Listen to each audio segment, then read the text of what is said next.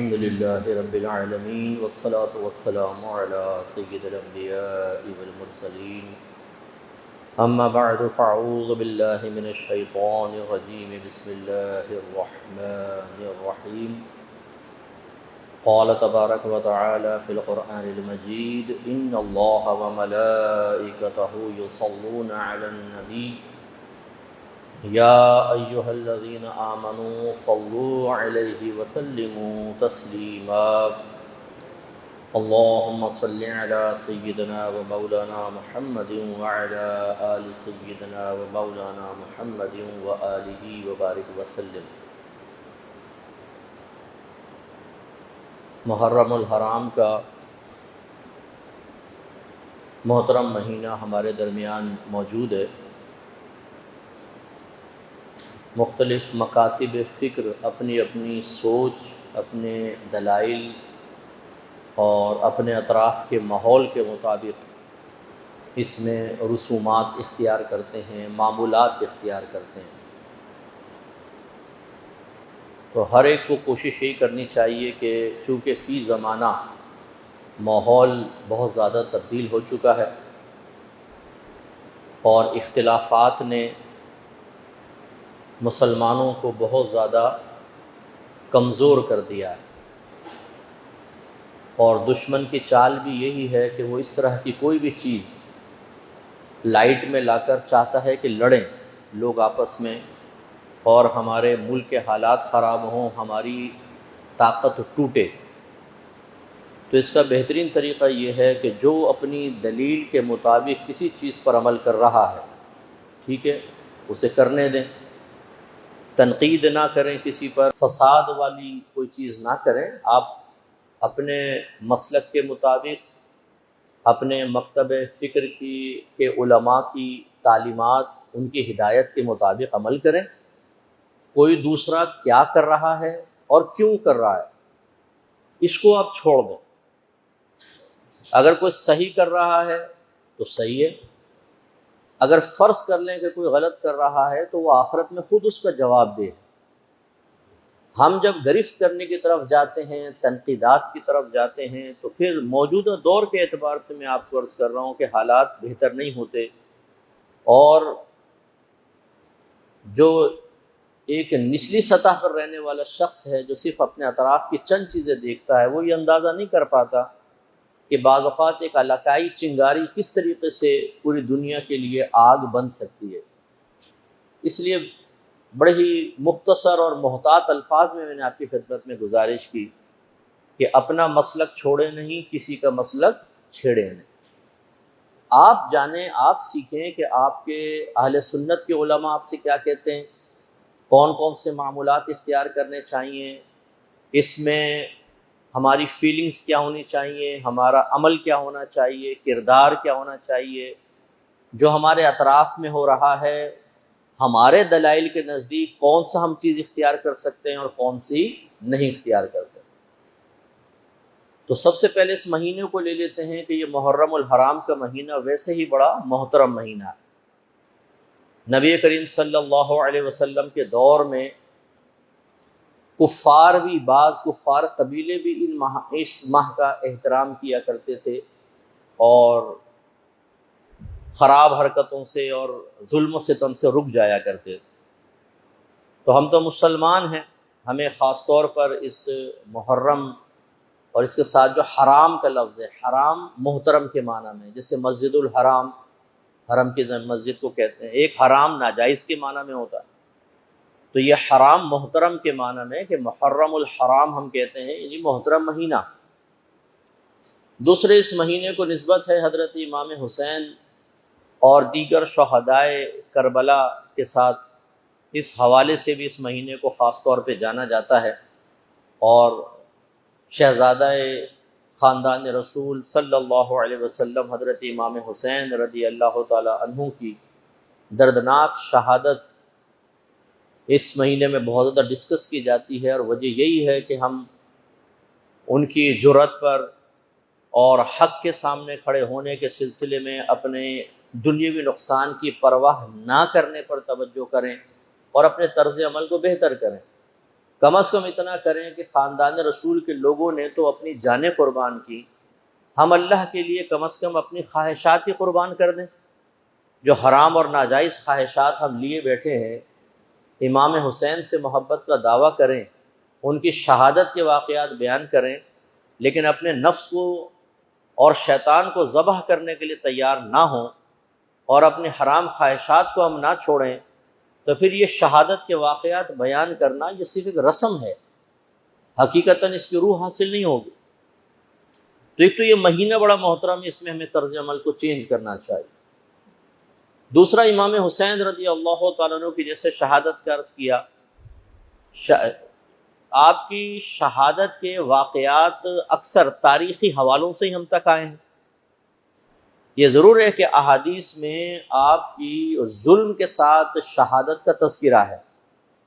نبی کریم صلی اللہ علیہ وسلم نے حضرت امام حسین کے بچپن میں ہی یہ خبر دے دی تھی کہ اس کو ظالمانہ انداز سے شہید کیا جائے گا، اور ویسے ہی ہوا۔ لیکن جب آپ کے ساتھ یہ واقعات ہوئے، اس وقت کوئی حدیثوں میں تو یہ تمام واقعات ذکر نہیں کیے گئے کہ ایسا ہوا، ایسا ہوا، ایسا ہوا، بلکہ یہ مؤرخین نے ان چیزوں کو جمع کیا ہے، تاریخ لکھنے والوں نے۔ اور مؤرخین واقعات کو جمع کرنے کے سلسلے میں اتنے محتاط نہیں ہوتے جتنی احتیاط کے ساتھ حدیثیں جمع کی گئی ہیں، تاریخ جمع کرنے میں احتیاط نہیں کی گئی۔ اس لیے آپ بہت ساری کتابیں پڑھیں گے، اس میں بہت سارے واقعات ہوں گے، اس میں یہ ہو سکتا ہے کہ آپ غیر مستند کوئی روایت لیں، یا کوئی ایسا ہی تقریر کرنے والے بعض اوقات جو ہوتے ہیں، بعض اوقات، ہر ایک تو نہیں ہوتا، بعض اوقات ایسے ہوتے ہیں کہ وہ تھوڑا سا چٹپٹا بنانے کے لیے واقعات کو ایسا بیان کریں گے جیسے خود میدان کربلا میں موجود تھے۔ امام حسین نے ادھر دیکھا، امام حسین نے ادھر دیکھا، اپنے ہاتھ اٹھا کے اپنی بہوں کو یوں کرا کیا، پھر گھوڑے کو پیچھے کیا، گھوڑے کو آگے۔ بھائی تم تھے وہاں پہ موجود، لیکن وہ ایسا ماحول بناتے ہیں کہ جیسے یہ دیکھ رہے ہیں، تو پھر ان سے حاضرین کو بھی تھوڑا سا لطف حاصل ہوتا ہے۔ تو وہ چٹپٹا یا مسالہ کہہ لیں اس کو، چٹپٹا پن پیدا کرنا، مسالہ ڈالنا، اس سے تقریر تو دلکش ہو جاتی ہے، لیکن ہماری نسلوں تک صحیح واقعہ بعض اوقات یا صحیح تاریخ نہیں پہنچ پاتی، اس میں بعض جھوٹی روایات بھی ہوتی۔ تو روایات جھوٹی ہوگی تو اس سے الزام بھی ایک جھوٹا مارز وجود میں آتا ہے۔ تو عوام الناس کو چونکہ پتہ نہیں ہوتا، ہم یوٹیوب پہ جاتے ہیں، ہر ایک کی تقریریں سننا شروع کر دیتے ہیں۔ ایسا نہ کریں۔ مستند جو علماء آپ کو محسوس ہوں کہ ہاں بھئی یہ محتاط علماء ہیں اور احتیاط کے ساتھ چیز بیان کرتے ہیں، ان کو سنیں۔ یا جیسے سوانح کربلا ہے کتاب، وہ لے لیں آپ۔ ایک حضرت نعیم الدین مراد آبادی صاحب رحمۃ اللہ نے لکھی ہے، یہ آپ لے لیں، اچھی ہے۔ تو اس طرح کی روایات والی کتابیں لیں، اور یا محتاط علماء کے بیانات سنیں، ہر ایک کا نہ سنیں ورنہ غلط فہمیاں پیدا ہوتی ہیں۔ یہی وجہ ہے کہ چونکہ یہ تاریخی حوالوں سے چیزیں آئی ہیں، امام اعظم ابو حنیفہ رضی اللہ تعالی عنہ نے یزید کے لیے کفر کا حکم نہیں لگایا، فاسق فاجر اس کو ضرور قرار دیا، وہ سب کے نزدیک بالاتفاق فاسق و فاجر تھا، لیکن حکم کفر لگانے میں آپ نے احتیاط کیا، کیونکہ جو واقعات آئے ہیں وہ تاریخی حوالوں سے ہیں اور ان میں رتب و یابس ہو سکتی ہے۔ امام مالک رحمۃ اللہ علیہ کفر کا فتویٰ دیتے ہیں، اس کے خلاف اس طرح اور بے شمار ائمہ نے دیا ہے۔ تو چونکہ یہ ایک یوں کہہ لیں کہ اس پہ یزید پر حکم کفر جاری کرنے کے سلسلے میں مختلفی ایک مسئلہ ہے، مختلفی جس میں مختلف قسم کی رائے شامل ہو جائیں، تو اس لیے احتیاط اسی میں ہے کہ اس کو آپ بالکل فاسق فاجر تھا، اور اس کے اجازت کے بغیر امام حسین کیسے شہید کر دیے گئے، حاکم تھا وہ، اس نے فوج بھیجی تھی، تو بالکل امام حسین کی شہادت میں اس کا کردار ہے، اور وہ فاسق و فاجر تھا۔ تو لہٰذا اس پہ تو اتفاق ہے، باقی حکم کفر میں ذرا سا محتاط رہیں تو زیادہ بہتر ہے۔ بہرحال اگر کوئی امام حسین کی محبت میں اور امام مالک کے مسلک پہ عمل کرتے ہوئے دیگر ائمہ کے کوئی حکم سخت بھی لگاتا ہے، تو بہرحال بڑے بڑے بزرگان دین نے سخت حکم بھی لگایا ہے۔ تو دوسری چیز جو ہے وہ ان واقعات کو بیان کرنے میں احتیاط، اور مثبت روایات ایسی لینا کہ جس سے حتی الامکان آپ یہ سمجھیں کہ صحیح چیز سامنے بیان کی گئی ہے اس کو آپ لیں۔ تیسری چیز ہوتی ہے غم۔ ہمارے نبی کریم صلی اللہ علیہ وسلم کا واضح بخاری وغیرہ میں فرمان علی شان موجود ہے کہ کوئی بھی عورت کسی کی موت پر 3 دن سے زیادہ سوگ نہ منائے سوائے شوہر کے کہ اس پر وہ 4 ماہ 10 دن سوگ منائے گی۔ اچھا، سوگ کسے کہتے ہیں؟ اظہار غم کو، اظہار غم، غم کو ظاہر کرنا، ورنہ غم تو قلبی کیفیت ہے نا۔ ابھی میری والدہ فوت ہوئی ہیں، مجھے غم ہے، لیکن کیا آپ پہچان سکتے ہیں میرے دل میں غم ہے کہ نہیں؟ نہیں پہچان سکتے نا۔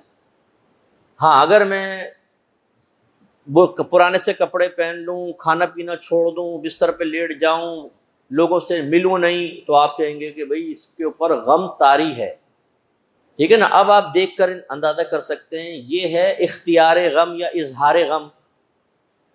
تو غم کے سلسلے میں 2 چیزیں یاد رکھیں، ایک احساس اور ایک اظہار، 2 چیزیں ہوتی ہیں۔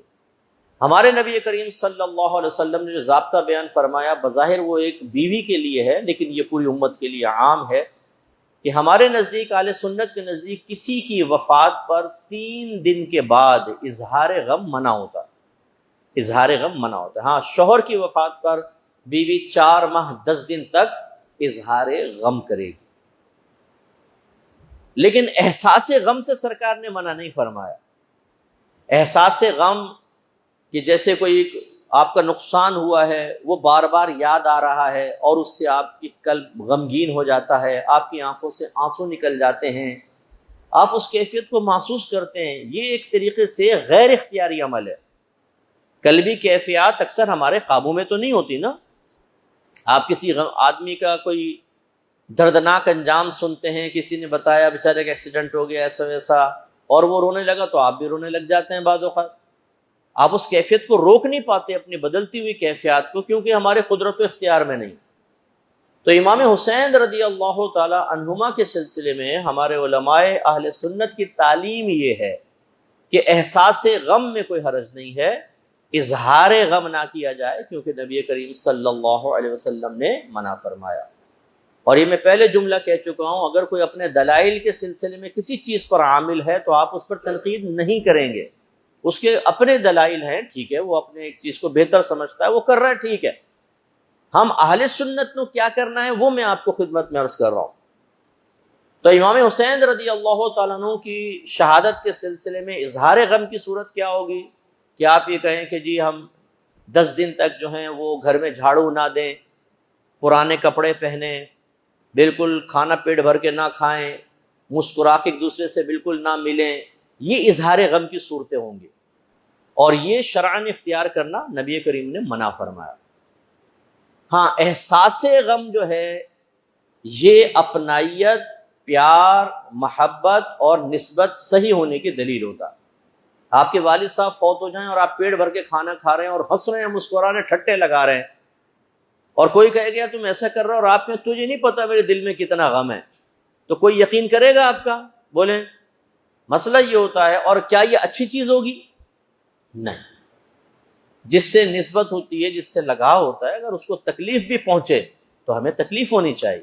یہ میرے نبی کریم صلی اللہ علیہ وسلم نے مومنوں کی صفات بیان فرمائی کہ تمام مومن آپس میں ایک جسم کی مانند ہیں، اور جسم کے اگر کسی ایک حصے کو تکلیف پہنچتی ہے تو پورا جسم تکلیف محسوس کرتا ہے۔ یہ تو تمام مومنین اجنبی مومن کے بارے میں فرمائے، مثلا آپ کا پڑوسی اگر درد میں ہے تو آپ کو درد محسوس ہونا چاہیے۔ ایک اجنبی مسلمان روڈ پہ پڑا ہوا ہے، اس کو تکلیف ہے تو ہمیں درد محسوس ہونا چاہیے، یہ ایمان کی علامت ہے۔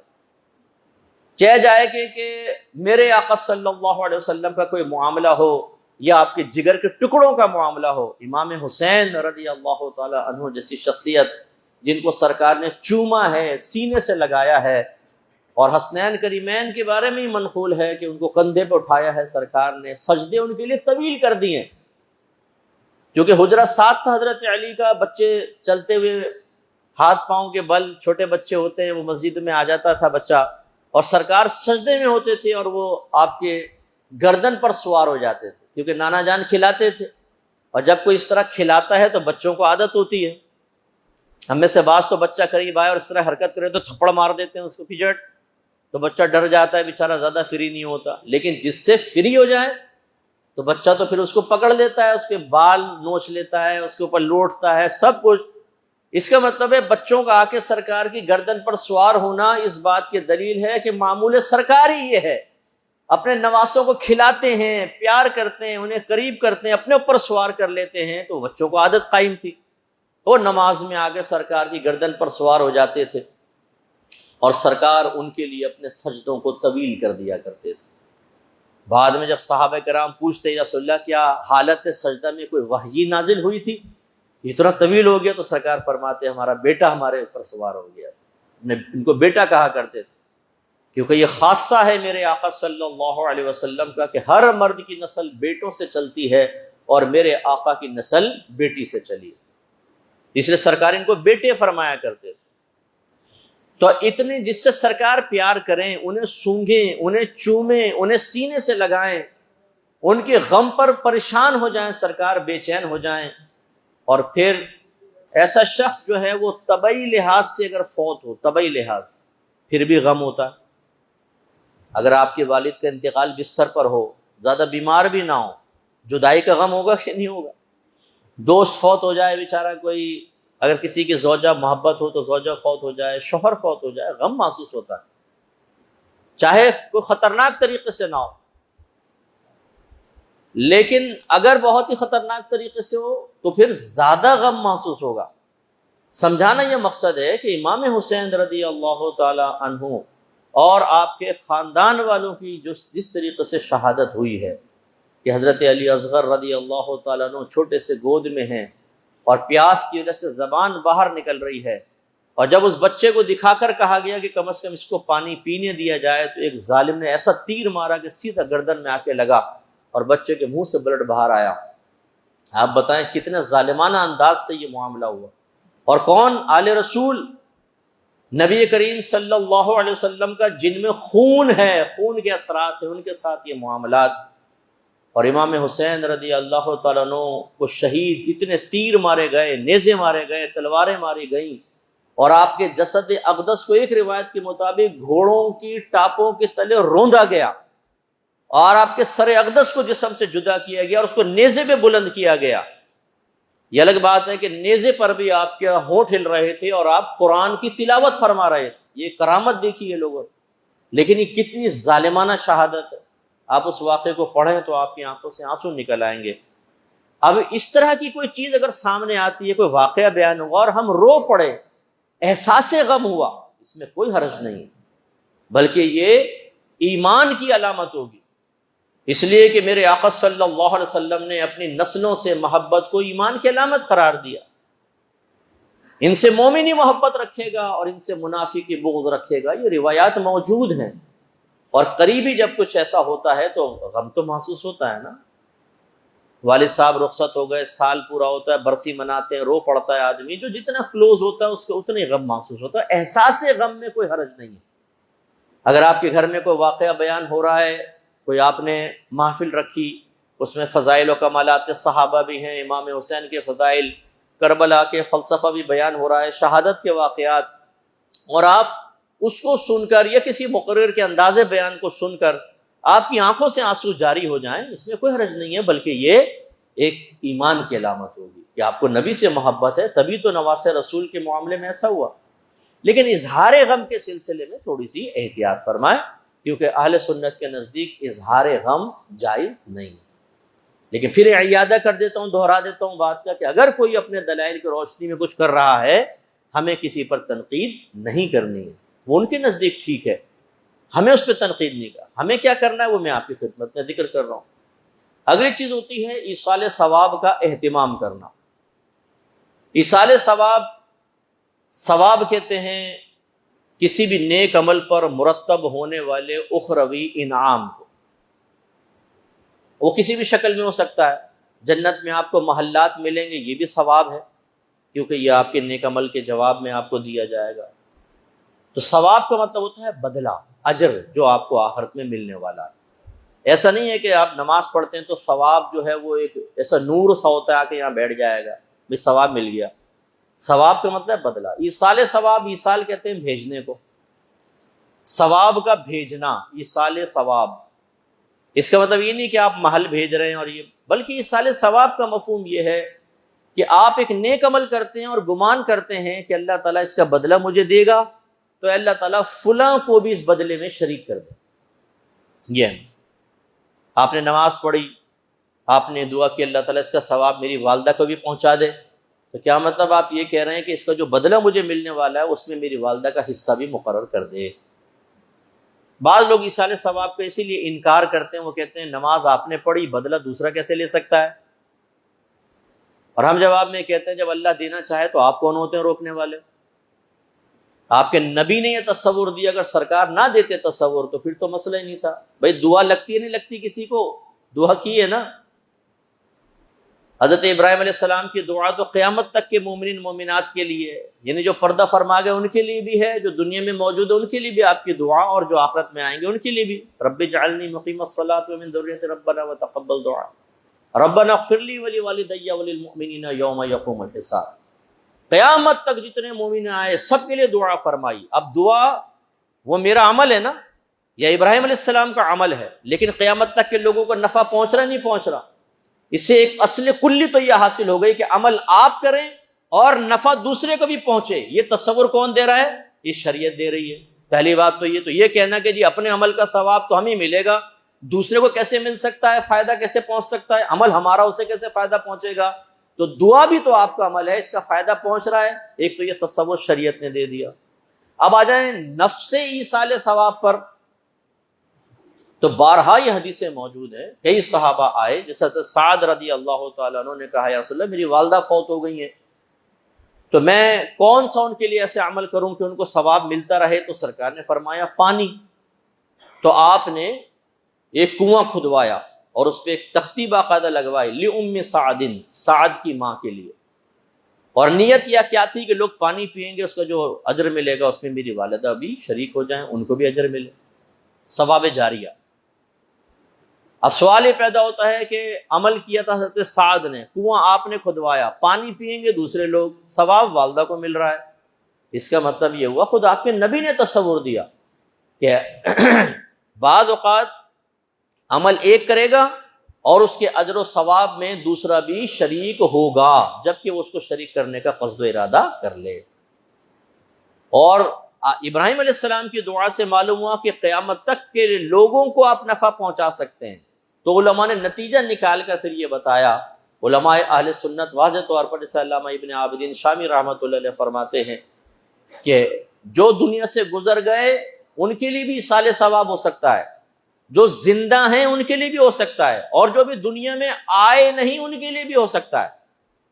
اس لیے بہترین طریقہ یہ ہوتا ہے کہ آپ جب کچھ ایصال ثواب کرنے لگیں اس طرح دعا کریں کہ اللہ تعالیٰ سب سے پہلے میں اس عمل کا ثواب، پہلے تو قبولیت کی دعا کریں کہ اللہ تعالیٰ اس عمل کو قبول فرما لے، قبول کے بعد ہی ثواب ملے گا نا، ورنہ کیسے؟ تو پہلے یہ دعا کر لیں، پھر اللہ تعالیٰ اس کا ثواب نبی کریم صلی اللہ علیہ وسلم کی خدمت اقدس میں ہدیۃً تحفۃً پیش کرتا ہوں. سب سے پہلے اپنے آقا کو پیش کریں، اور پھر آپ کے وسیلہ جلیلہ سے حضرت آدم علیہ السلام سے لے کر آج تک جتنے مسلمان دنیا سے پردہ فرما چکے، جو دنیا میں موجود ہیں اور جو قیامت تک آنے والے ہیں، سب کو اس کا ثواب ایصال فرما دے. علماء فرماتے ہیں، اعلیٰ حضرت خود فرماتے ہیں فتاوی رضویہ میں، سب کو ثواب پہنچے گا. اور اس طرح نہیں ہوگا کہ ثواب تقسیم ہو کر پہنچے، بلکہ سب کو پورا پورا پہنچے گا، اور اس ثواب کو ایصال کرنے والے کو ان کی تعداد کے برابر ثواب ملے گا.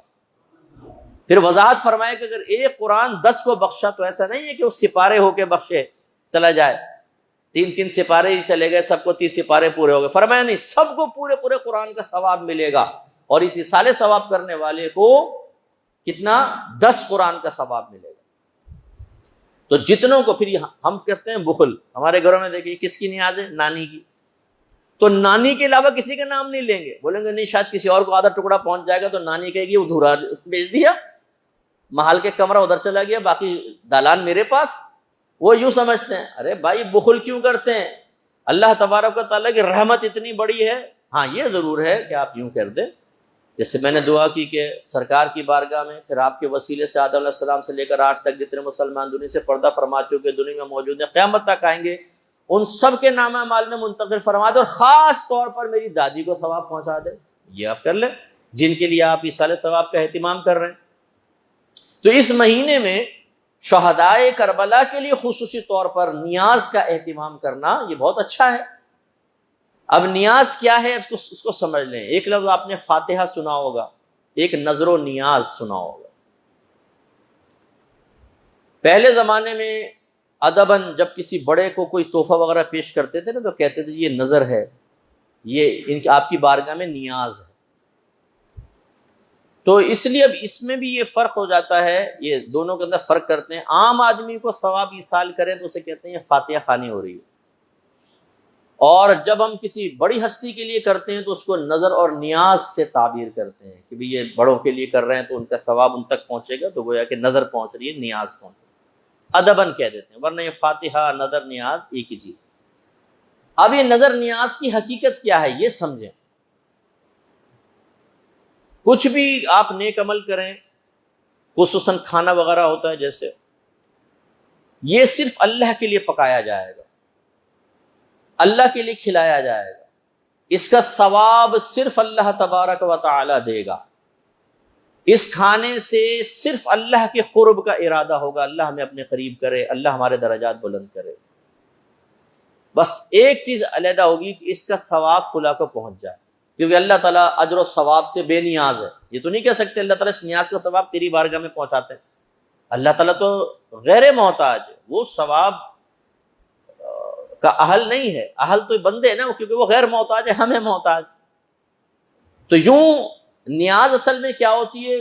بعض لوگ غلط فہمی کے شکار ہو جاتے ہیں کہ شاید یہ غیر اللہ کے لیے کھانا بنا رہے ہیں، غیر اللہ کا قرب حاصل کرنا مقصود ہے، شاید یہ ارادہ ہے کہ یہ غوث پاک ثواب دیں گے، امام حسین رضی اللہ تعالیٰ عنہ ثواب دیں گے۔ بھائی ایسا نہیں ہے، کھانا اللہ کے لیے پکایا جائے گا، ثواب کون دے گا؟ اللہ تعالیٰ۔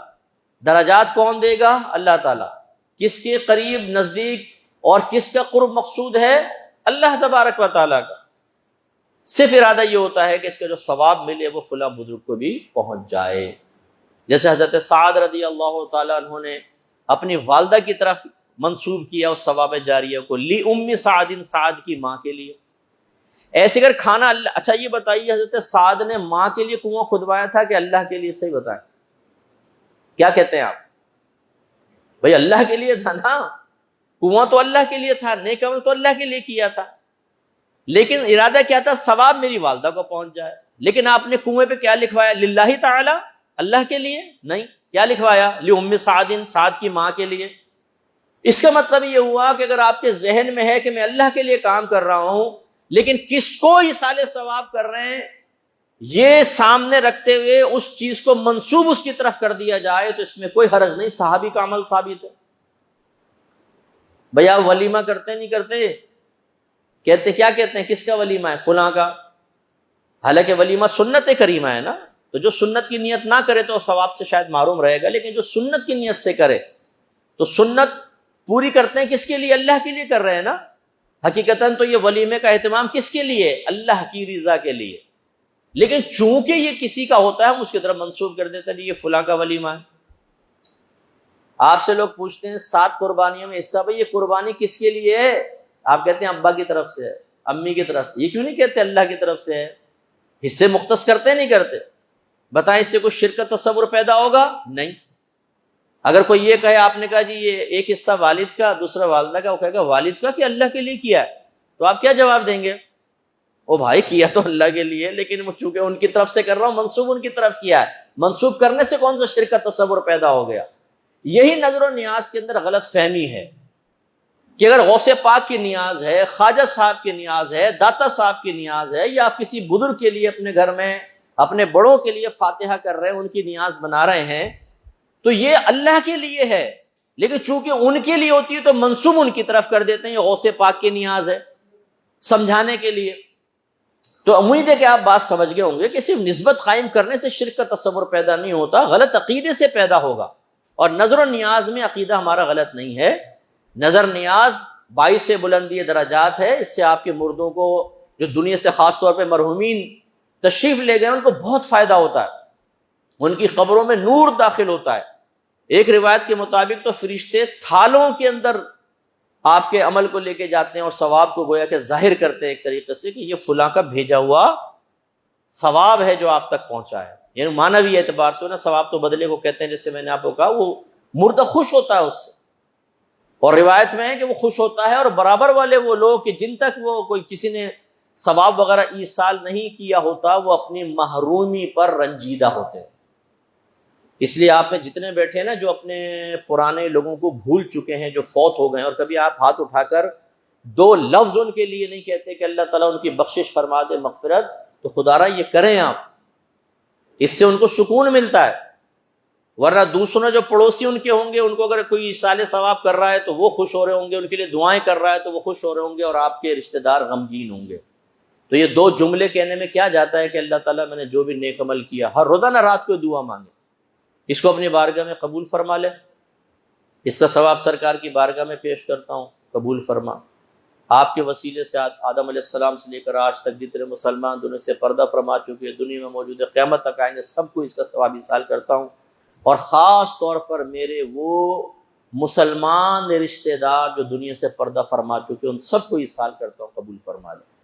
مسلمان کا میں نے قید اس لیے لگائی، یہ محتاط لفظ بس میں عرض کر رہا ہوں کہ جہالت اتنی زیادہ عام ہے، کچھ پتہ نہیں کہ کسی نے کوئی کلمہ کفر کہہ دیا ہو، کچھ پتہ نہیں کیا غلط عقیدہ لے کے چلا گیا ہو، کیونکہ ہمارے ہاں تعلیم تو ہے ہی نہیں، ہمارے گھروں میں عقیدہ تو دلائل کے ساتھ سکھایا ہی نہیں جاتا. آپ سب اپنا اپنا احتساب کر لیں، اپنے والدین سے جا کے پوچھ لیں دلائل جو کچھ آپ کر رہے ہیں، وہ جواب دے دیں میرا نام بدل دیجیے گا. ہم نے تو عقیدہ صحیح طرح پڑھا نہیں ہے، سمجھا نہیں ہے، ہم نے معمولات کو اپنے اوپر مسلط کیا ہے، اسی لیے ہمیں نہیں پتا ہوتا ان میں جائز کیا ہے، ناجائز کیا ہے، اور کس کی کیا توضیح، کیا تشریح ہے، کب یہ بنا، کب ایجاد ہوا، اس کے پیچھے دلیل کیا ہے. اس میں خرافات تو شامل نہیں ہو گئی، ہمیں نہیں پتا ہوتا، خاندان میں ہو رہا ہے کرتے جاؤ. اس لیے اللہ نہ کرے کوئی اگر رشتہ دار ایسا ہے جس کا ایمان ضائع ہو گیا، چلا گیا، تو اس کے لیے پھر دعا تو ہونی نہیں چاہیے. لیکن چونکہ ہمیں نہیں پتا، اس لیے اگر آپ مسلمان کی قید نہ لگائیں، بس یہ کہہ دیں میرے سارے رشتہ دار جو فوت ہو گئے ان کو ثواب پہنچ جائے، تب بھی آپ کی گرفت نہیں ہوگی. میں نہیں کہہ رہا ہوں کہ آپ کی گرفت سے آپ کافر ہو جائیں، لیکن محتاط کیا ہے کہ آپ یہ کہیں جتنے مسلمان رشتہ دار میرے دنیا سے رخصت ہو گئے ان سب کو ثواب پہنچ جائے. پہنچے گا اور وہ بڑے خوش ہوں گے، آپ کے چرچے ہوں گے مردوں کے درمیان، آپ کو پتا ہے وہ کہیں گے بھائی مبارک ہو، ہمارا ہمیں بھی مل گیا. طفیل صاحب نے جمعے کی نماز کے بعد ہمارا نام لے کر ہمیں دعا کی ہے، ان کے درجے بلند ہوتے ہیں.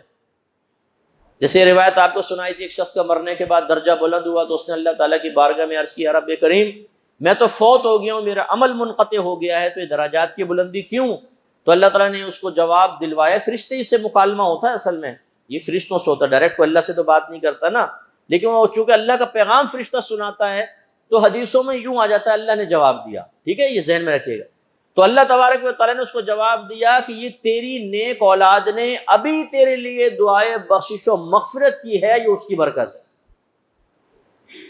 تو اب خلاصہ کلام کیا ہوا کہ جو نظر نیاز کی جاتی ہے، جو فاتحہ وغیرہ آپ پڑھتے ہیں، کھانا بناتے ہیں، یہ یا جیسے 9 محرم کو یہ کھچڑا بنتا ہے ہمارے یہاں، اچھا اس کا بڑا اہتمام کریں گے، کوئی نماز نہیں پڑھے گا، کوئی روزہ نہیں رکھے گا، جمعہ تک نہیں پڑھیں گے. لیکن وہ نوجوان سگریٹیں پی کے اور بعض اوقات سائیڈ میں بیٹھ کے کوئی تاشی گڈی بھی لے کے دیکھی ہے میں نے، بیٹھے ہوئے ہیں لیکن کھچڑے میں گھوٹا لگا رہے ہیں، جیسے ہر گھوٹے پہ درجے بلند ہوں گے، ہر گھوٹے کے اوپر جو ہے وہ بزرگوں کی شفاعت حاصل ہوگی.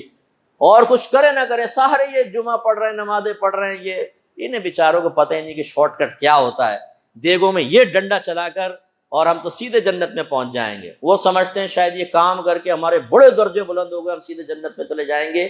یہ بھی غلط فہمی ہے.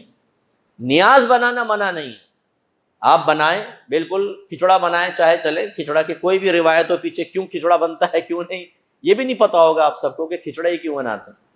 بریانی کیوں نہیں بنا لیتے ساری رات میں بیٹھ کر، کھچڑا ہی کیوں بنتا ہے. ہماری جانے بلا، بس ہم تو گھوٹے لگائیں گے. چلو بھائی لگاؤ، لیکن اچھی نیت کے ساتھ لگاؤ. تو یہ منع نہیں ہے. نیت کیا ہونی چاہیے؟ اللہ کے لیے، صرف اللہ کے لیے. اور ثواب بھی کون دے گا؟ اللہ تعالیٰ. اور ہماری نیت کو امام حسین یا شہدائے کربلا کا قرب حاصل کرنے کی نہ ہو کہ ہم یہ پکائیں گے تو وہ ہمیں اپنے قریب کر لیں گے، بلکہ اللہ کے قرب کی نیت بس یہ کریں اللہ تعالیٰ تیرے لیے جو کھانا بنایا اس کا ثواب فلاں بزرگ کو پہنچائے۔ تو اس مہینے میں ایصال ثواب کا خصوصی طور پر اہتمام کریں۔ اپنے گھر میں آپ کوئی اگر فضائل و مناقب کی کوئی مجلس رکھنا چاہیں ضرور رکھیے، امام حسین کے فضائل بیان کریں، اس میں خلفائے راشدین کے فضائل بیان کریں، صحابہ کرام کے فضائل بیان کریں، اگر آپ چاہیں تو شہادت کے واقعات بیان کریں لیکن صحیح روایات کے ساتھ، مستند روایات کے ساتھ۔ اس میں اگر فرض کر لیں کوئی آپ کو غم محسوس ہوتا ہے تو میں نے آپ کو پہلے ہی بتایا کہ غم محسوس ہونا برا نہیں ہے، ٹھیک ہے، اور یہ بھی قصد و ارادہ نہ ہو کہ جی ہم غم منانے کے لیے یہاں پر بیٹھے ہیں، یہ بھی اظہار غم کے اندر ہی آتا ہے، وہ میں نے آپ کو پہلے ہی سمجھا دیا۔ ہاں آپ ویسے واقعات بیان کریں کہ یہ واقعات اب چھپائے نہیں جا سکتے، انہیں ختم نہیں کیا جا سکتا۔ اس طرح کی چیزوں کو اگر آپ تھوڑا سا غور کریں تو بندے نہیں بلکہ اللہ تعالیٰ زندہ رکھتا ہے۔ لاکھوں لوگ مرے، لاکھوں لوگ شہید ہوئے ہیں، کیا ہر ایک کی شہادت ایسے بیان ہوتی ہے؟ نہیں۔ اللہ تعالیٰ جس کے لیے چاہتا ہے لوگوں کے دل کے اندر نرمی پیدا کرتا ہے، ارادے پیدا کرتا ہے، لوگ اس میں مشغول ہو جاتے ہیں۔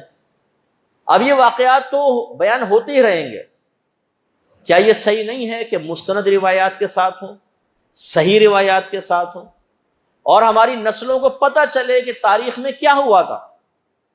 جو قوم تاریخ سے اپنا رشتہ منقطع کر دیتی ہے وہ یاد رکھیں بہت ساری چیزوں میں ناقص اور نامکمل رہ جاتی ہے، کیونکہ اگر ہماری تاریخ میں کچھ تلخ چیزیں ہیں کہ آپ ان کو بیان کریں یا سنیں تو ذرا تکلیف ہو جائے، شاید کوئی ایسے واقعات بھی ہو سکتے ہیں جیسے مسلمانوں کا آپس میں لڑنا، جو بادشاہت کا دور گزرا، بہت سے لوگوں نے ایک دوسرے پہ چڑھائی کی، مرے، ایک دوسرے کو مارا بادشاہت کے دور میں، تو وہ دکھ پیدا ہوتا ہے۔ لیکن اس طرح کے جو واقعات ہیں جو ایک مثبت پیغام لے کر آتے ہیں، جس سے اندازہ ہوتا ہے کہ ہمیں کس کے ساتھ محبت رکھنی چاہیے اور کس کے ساتھ بغض رکھنا چاہیے، کیونکہ اس کا تعلق ایمان اور نفاق کے ساتھ ہوتا ہے، اور اسی طرح جذبہ حاصل ہوتا ہے۔ یہ یاد رکھیں کہ جہاد قیامت تک جاری رہے گا، آپ کے نبی نے ارشاد فرمایا قیامت تک جاری رہے گا۔ اور وہ کیوں جاری رہے گا؟ کیونکہ دجال نے آنا ہے، یاجوج ماجوج نے نکلنا ہے۔ یاجوج ماجوج جب نکلیں گے وہ دنیا کے اندر ہے، پوشیدہ جگہ پر پل رہے ہیں، بڑھ رہے ہیں، ان کی نسلیں بڑھ رہی ہیں، لاکھوں کی تعداد میں، لاکھوں کی تعداد۔ اور آپ کو حیرت ہوگی کہ دیکھیں بڑی حیرت انگیز چیز ہے، اللہ نے ان کو مخفی رکھا ہوا ہے، ابھی نہیں ظاہر ہو رہے۔ قیامت کے قریب جب بالکل پہنچیں گے، جب اللہ چاہے گا دیواریں توڑ کر باہر نکلیں گے، اور ایسے نکلیں گے، قرآن کہتا ہے جیسے سمندر کی موجیں نکلتی ہیں نا، موج در موج نکلیں گے، اور ان کے سامنے ایسے وحشی ہوں گے کہ جو سامنے آئے گا اس کو کھا جائیں گے، انسان آئے، جانور آئے، دریا کے دریا پی جائیں گے، تعداد اتنی کثیر ہوگی۔ چنانچہ سرکار نے فرمایا ایک گروہ آئے گا نہریں پی جائے گا، نکل جائے گا، دوسرا گروہ آئے گا تو سب خشک پائے گا، تو کہے گا شاید ہمارا پہلا گروہ یہاں سے نکل گیا ہے، اس نے سارا ہی کام کر دیا۔ تو سمجھانا یہ مقصد ہے کہ یہ جو جوش اور جذبہ ہوتا ہے، یہ طاقت ہوتی ہے، کس سے حاصل ہوگی؟ ہماری تاریخ سے حاصل ہوگی، کیونکہ ہمارے اکابرین نے ایسے جرأت مندانہ کام کیے ہیں اور ایسے جرأت والے کارنامے کیے ہیں کہ تاریخ ان سے بھری ہوئی ہے، اور جب آپ ان کو پڑھتے ہیں تو آپ کا جوش جوان ہو جاتا ہے، آپ کا جذبہ جوان ہوتا ہے۔ اس لیے تاریخ کو جو فراموش کر دے وہ ناقص و نامکمل رہے گا۔ تو کہنے کا مطلب یہ ہے کہ اپنے گھر میں آپ اہتمام کریں، محفل کا اہتمام کریں، اس میں قرات ہو، نعت شریف پڑھے جائے، حمد شریف پڑھی جائے، اس کے بعد پھر آپ فضائل بیان کریں خلفائے راشدین کے، صحابہ کرام کے، پھر اس میں اگر چاہیں تو شہادت کے واقعات بھی آپ بیان کریں بڑے مثبت انداز سے اور مستند روایات کے ساتھ، اور پھر کوئی کھانا وغیرہ بنائیں اور اس کا ثواب، ان تمام پورے عمل کا ثواب حضرت امام حسین اور دیگر شہداء کربلا کو ایصال کریں، تو انشاءاللہ آپ کے درجے بلند ہوں گے۔